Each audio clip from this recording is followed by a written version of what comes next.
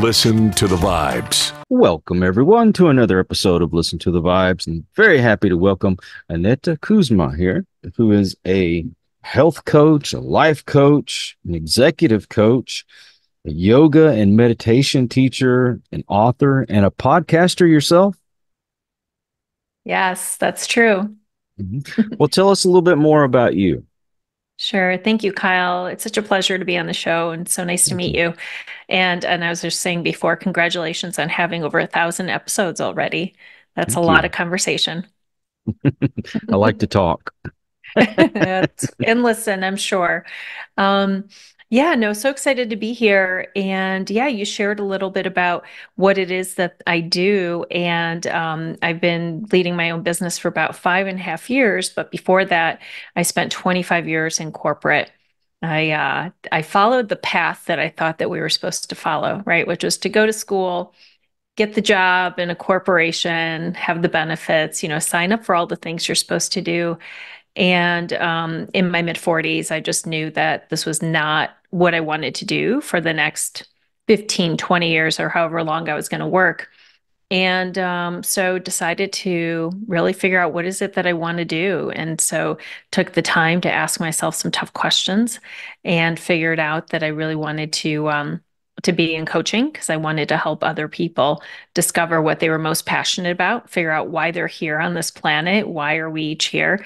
And so finally got the courage one day to, when I felt ready, to leave my job and to start my own business. And that's, like, as I said, 5.5 years. And since then, I've just been continuing to grow and develop and do and add new things to the business since then, including writing a book and launching the podcast. It'll actually be 2 years on Thursday this week since I started my own podcast. For me, it's just such a wonderful opportunity to meet people that I wouldn't ordinarily meet, right? Especially right now, we're virtual. You and I have never had a chance to connect. I'm in Cleveland, Ohio. And, it's just an amazing opportunity to show that the world can be smaller if we choose to make it that way, and that we can, as strangers, can have really interesting conversations. And that's just been the greatest gift of doing the podcast. It is a lot of work and it does take a lot of time, but it is so rewarding as well. I am a big advocate for meditation. A lot of people out there say that's just some hippy dippy stuff. But I tell you what, if you put your intent into it, you stick to it, it has some great dividends. For me, I suffered from depression, anxiety, and PTSD. The doctors just want to throw medication at you. And I have to stress this, I'm not a doctor. Don't do what I did without consulting your doctor first. But I weaned myself off those medicines, got heavy into meditation, and now I don't need them. And I used to couldn't even go into a crowd without freaking out. It doesn't bother me as long as I do that. Well, tell me about what exactly you do in your meditation and how do you go about it? Yeah, it's well, congratulations on being able to tap in and allowing your body to heal itself is really what happened there. Um, I found meditation when I started practicing yoga. So I started practicing yoga back in the 90s. I always say when there used to be VHS tapes, before there was a yoga studio on every corner. And it really helped me through being working full time and raising our daughters. I was a young mom and had two kids and was working full time. It was really stressful. And during that time, yoga and then the meditation and breathing really helped me do what I needed to do every day. It was my only time when I was alone. And as anyone who is, working or really busy or raising children or grandchildren, it's hard sometimes to have our alone time and space. And so for me, it was so wonderful and it was such a gift to be able to sit with myself and just sit quietly. And so for meditation, what I like to do personally for myself is mostly I love to do just a quiet meditation of Vipassana meditation in the morning, 20 minutes, really allowing myself to ground down, to quiet, to just observe. And I also extended, I do gratitude, I do prayer with my meditation. It's really I call it my date with the divine. It's my time with me and God, and we're just kind of sitting And it is such a gift to actually be able to sit with yourself. And then when you get so quiet, to listen to that still quiet voice within. And too often we are drowning out that voice. We're drowning out the wisdom, the intuition, the divine guidance, whatever it is that you believe in, you call it, because we're so overstimulated with conversation, with work, with the devices, with television, with anything else that we distract ourselves with. And so for me, meditation has just been such a beautiful gift. And so when COVID hit in 2020, I saw that so many people were really fearful, that their Mhm. nervous systems were very dysregulated, that they had the news on 24/7, and they were just inviting in more and more fear and more thoughts and more distraction. And so I started a free meditation class. I thought it would last maybe 6 weeks or so. I thought COVID, like many of us thought, maybe it would end a lot sooner than it did. And so I just invited companies, organizations, people I knew, and just said, I'm going to be teaching every day a free meditation. We're going to just sit quietly. I'm going to play some music. I'll do a guided meditation, do some body scans, and just do things that I've been doing for myself. I went through certification. I was certified in yoga and meditation at this point, but I was really just doing it for my own knowledge until COVID hit. And then the group were like, okay, can we do this 7 days a week? I was doing it Monday through Fridays. And I said, wow, okay. And after 6 weeks, I thought, I think I probably need to start charging for this because it's a lot of work. Showing up every day. I wasn't scripting. I was really just channeling. I was allowing myself to do the work beforehand to serve and to hold a space. And that group has been meeting since March of 2020. It's just become something that I continue to do. I have wonderful people in, and I've also now, that is an augmentation to my coaching practice because I know that the clients who show up every day, who start practicing meditation, are able to really work on their limiting beliefs. They're really able to identify what some of their boundaries or barriers are to change. They're able to identify what fears they may have.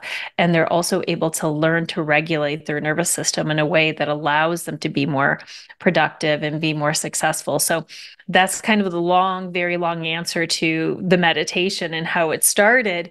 But for me personally, if I don't meditate, my day is just not the same. It's just That's such a right. great way to ground myself. And so I do it very early in the morning, and days where things are hard, I do it at least twice a day then. So I say the answer is more meditation, not less. Something I've never asked anyone that does what you do.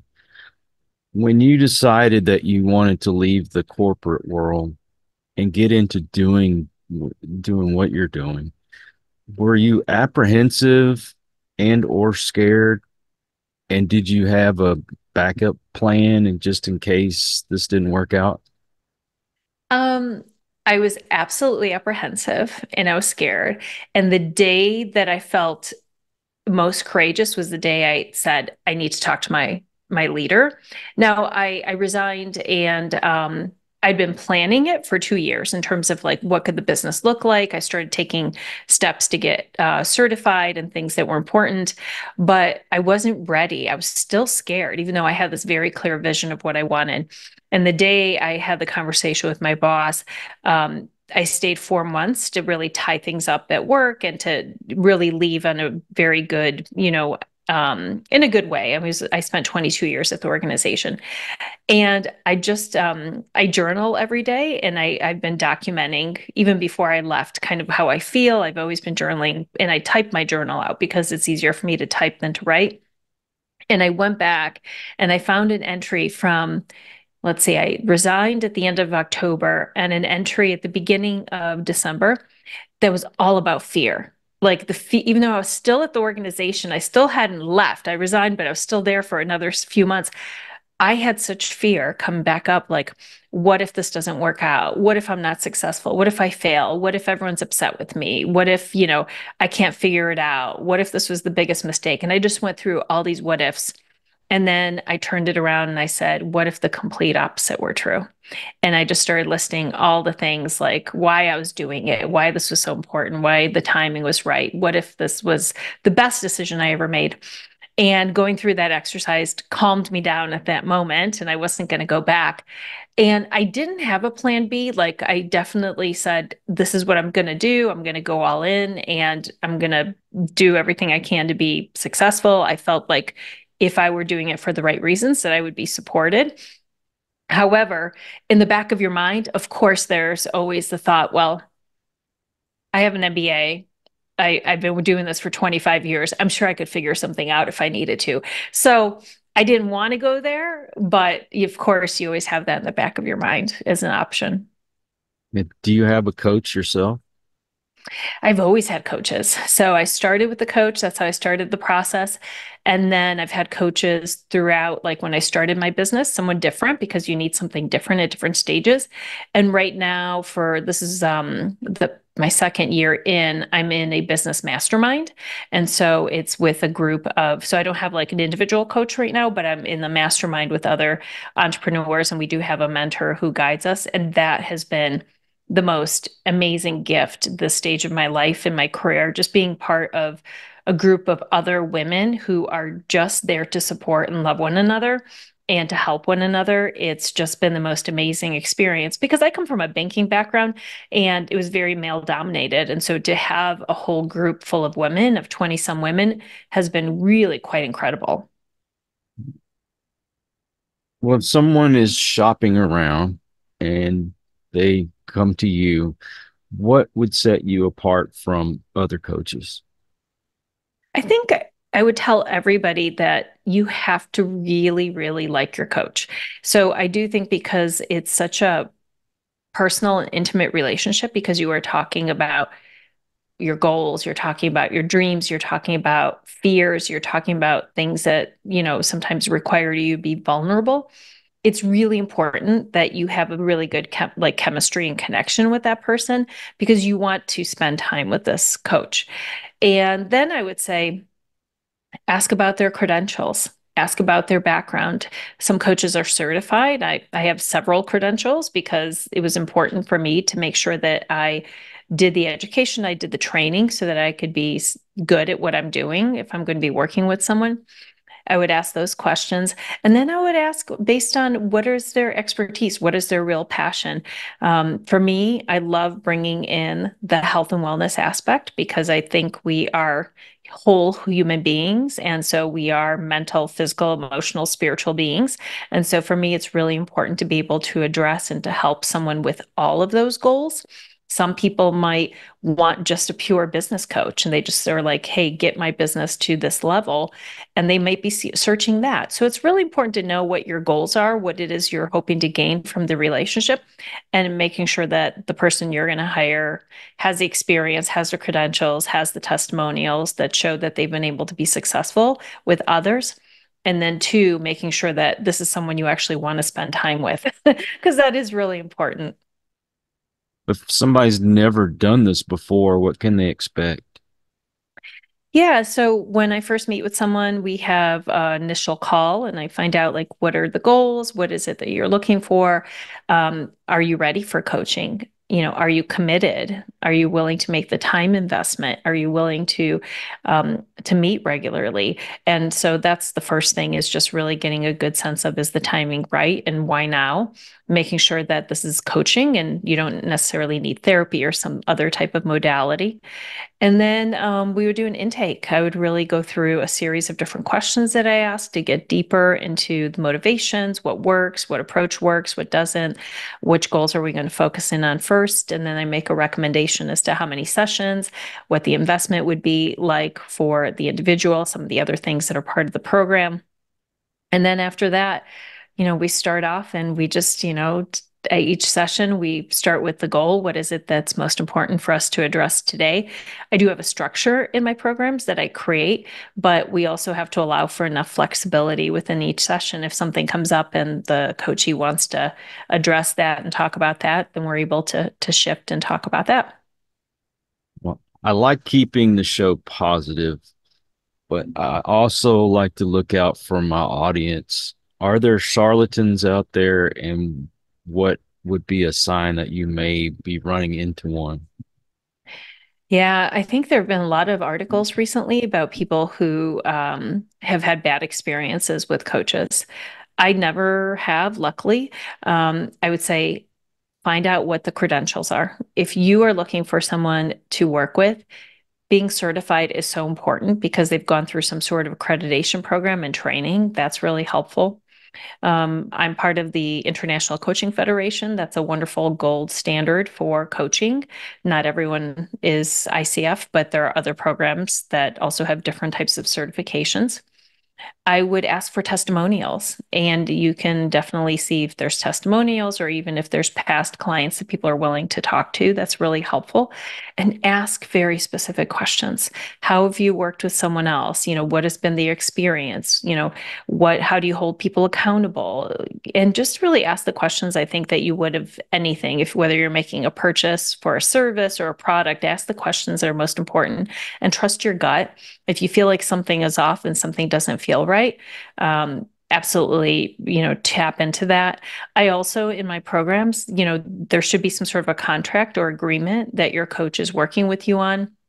Mine has a code of ethics, and so there's very specific language there. We talk about cancellation policy. And in all of my agreements, the coach and the coachee both have an option to end the relationship if it's not working. Make sure you have something like that, and then make sure that if you choose to do that, are you entitled to get your funds back and get reimbursement? So look at the fine print, make sure that there's some sort of a contract that is there to protect both of you. That's another good thing. And everyone through the International Coaching Federation has that language. So I would look for that also as a sign of professionalism and someone who, is probably qualified to work with you. And you're an author. Tell us a little bit about your book. Yeah. So I wrote my book in 2022. Actually, right at the end. It was like right before the end of the year. I always wanted to write. And so I had this idea in my mind about writing a book that I wanted to be out there. And one of the things that I see with my clients and just with myself as well is we might read so many books in a year, right? Especially if you're in the self-help space or if you're looking at your own personal growth and development. We may consume a lot of content and consume a lot of books, but it's whether or not you apply it that really matters. Is like, how are you taking that and how are you applying it in your own life to really see the change? So I thought, you know what? I want to write a book that's easy for folks to incorporate into their practices, into their routines. It's something that they can stay consistent with. So the book is Live the Width of Your Life, which is the title of the podcast, also 365 daily meditations for living with purpose, passion, and peace. Each month has a different theme. For example, January is new beginnings. And then every day it starts with a quote. It starts with a post for the day. It's just about 1 page long. And then there is a journal prompt or a challenge. And so it's really an opportunity to stay with that theme each month. Gives you within 5 minutes, you can read it, you can do the journal prompt, you might accept the challenge for the day, and it's very simple, but it allows you to practice something every single day that's inspiring, that's motivating, that's focused in on your own personal transformation.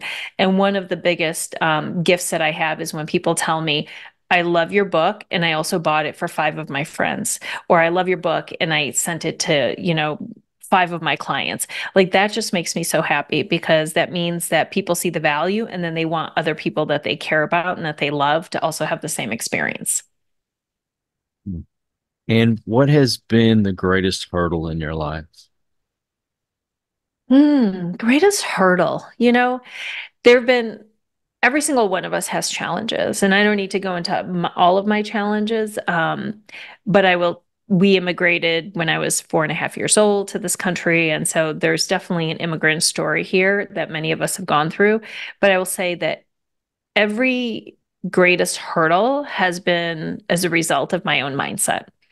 And so it's my own fears, my own limiting beliefs, my own doubts, my own lack of confidence or whatever, anytime there's been a falter, there's been suffering, there's been resistance, it's usually because of the quality of my thoughts are not where they need to be. And that's when I discovered meditation and yoga and breath work, and of course, prayer and everything else that I do. But when I notice that my mindset is starting to falter, I always say, what is your level of discipline and devotion? And where do you need to go apply more of it? And that usually fixes it pretty quickly. And do you have a website? I do. It's you can I have several different URLs, but you can go to my name, AnetaKuzma.com, ANETAKUZMA.com, and you can access my book. You can learn more about the programs that I offer. I do retreats as well. I've got a couple of retreats that are coming up. In September, I'm going to Portugal, then to Northern Ireland, and then one in Naples, Florida, which I love to do retreats because it's a really fast, condensed way to create transformation. Sometimes if people don't want to invest in a large coaching program, you do a retreat and you pull yourself out of your comfort zone, out of your location, and you immerse yourself with a group of other people. It's pretty impactful what can happen. Uh, can you stuff me into your luggage and take me along? I'll check in an additional bag for you, Kyle. And the necessary evil, what is your social media? Oh, yeah. So I am pretty active on LinkedIn, which is Aneta Ardelian Kuzma. I'm the only one, so you can search in my name and my first name and last name. You'll find me. And then Ardelian Kuzma is Instagram. I probably those are the most active. I do have a YouTube channel which has clips from my podcast, which is Live the With, and then also TikTok. So mostly I post primarily for LinkedIn and Instagram first, and then I tend to post on the other social channels as well. Well, what I like to do is to put all my guest links into the description just to make it easier for folks to find you. Do you have a consultation fee or anything when people contact you the first time? No, it's such a great question. It's free. So there's a link in my banner on my website, first page you go to, but it's on every page. It's that schedule a free coaching consultation. It's 45 minutes long. There's absolutely no obligation. I love doing them because I love talking to folks. And even if they're not ready to sign up for coaching, but I'm able to provide a little bit of clarity, or maybe coaching isn't right, but maybe the book is right, or maybe it's, doing the morning meditation class. It's just a wonderful way for me to connect with folks. So I would love for your audience to take advantage, use the link, and schedule some time. Mm. Well, thank you, Aneta. I really, really appreciate you coming on. Thank you, Kyle. It's been wonderful. I appreciate you. And I also want to thank all you folks out there. If you are new to the channel, I hope you'll come back. Please hit that subscribe button. And for my regulars, you guys are awesome because you make it possible for me to do this. Till the next one, everyone, please take care. Be kind to one another. God bless and peace. We hope you enjoyed this episode of Listen to the Vibes. You can catch us on Buzzsprout or wherever you listen to your favorite podcasts, and on YouTube. Follow us on Facebook at The Vibes Broadcast Network